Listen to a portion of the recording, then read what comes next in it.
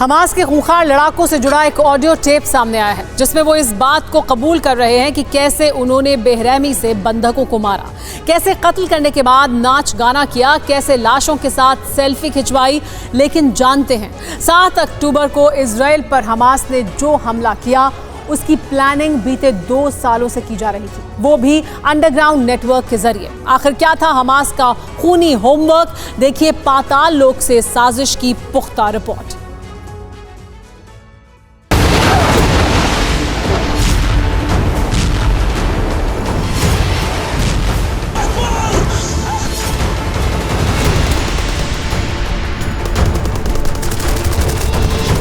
पांच दशक बाद 7 अक्टूबर को इजराइल पर सबसे बड़ा हमला हुआ।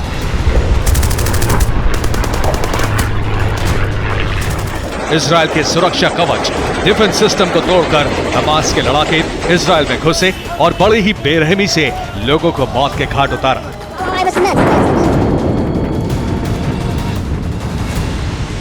महिलाओं, मासूम बच्चों को बंधक बनाया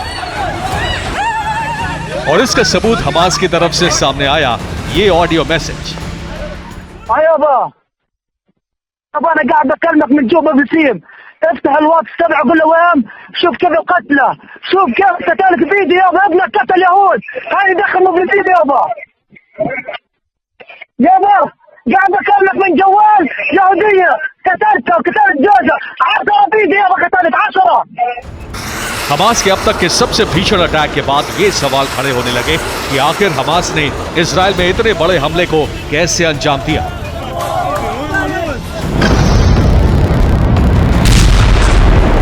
कैसे हमास ने इजराइल की चक्रव्यूह को तोड़ा, कैसे हमास की बारूदी साजिश से मौसाद अनजान रहा।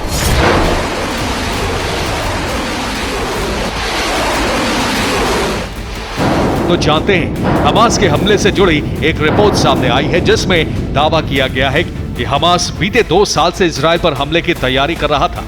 हमास कमांडर के बीच स्पेशल फोन लाइन पर बात होती थी। अंडरग्राउंड फोन लाइन के जरिए कोड वर्ड में बातचीत होती थी। खुफिया टनल्स में ही हमास के लड़ाकों ने हमले की ट्रेनिंग की। इजराइल की खुफिया एजेंसी मोसाद को हमास के अटैक प्लान की भनक ना लगे, हमास कब, कैसे और कहां हमला करेगा ये मोसाद को पता ना चले, इसके लिए हमास ने गाजा पट्टी में मौजूद सुरंगों में कम्युनिकेशन सिस्टम बनाया। अंडरग्राउंड फोन लाइनें बिछाई ताकि चोरी छिपे बातचीत की जा सके, वो भी कोड वर्ड में। शायद यही वजह है कि इजराइल को हमास की बारूदी साजिश की भनक भी नहीं लगी और 7 अक्टूबर को हमास के सैकड़ों लड़ाकों ने इजराइल में दाखिल होने के साथ ही भीषण नरसंहार शुरू कर दिया। Bureau report, TV9 Bharatvarsh.